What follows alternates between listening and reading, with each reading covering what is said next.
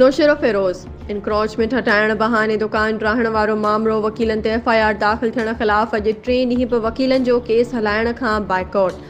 Court जे gate अॻियां एहतजाज। Media सां ॻाल्हाईंदे डिस्ट्रिक्ट बार जे सदर अब्दुल रहीम अब्बासी चयो त जेसिताईं वकीलनि जे मथां केस ख़तमु न थींदो असां कमु न कंदासीं। असांजो हिकु ई मुतालबो वकीलनि खे विढ़ाइण वकील दहशतगर्दी केस दाख़िल कराइण वारा जज साहिबान हटाया वञनि। उन मौक़े ते बार जे जनरल सेक्रेटरी अयाज़ मरी चयो त भली साहब वकीलनि खे विढ़ाइनि पर कामयाब न थींदा। असां वकील आहियूं। न सिंध बार काउंसिल जे मेंबर अब्दुल सलाम लहराणी चयो त असांखे जज़्बाती न कयो वञे। जज साहिबान ॻाल्हियूं करण लाइ तयारु आहियूं। अफ़सोस जो जज साहब पंहिंजे ID ते लिखे थो त चंद आङुरियुनि ते ॻणण जेतिरा वकील गोड़ था कनि बाक़ी मूं सां गॾु आहिनि।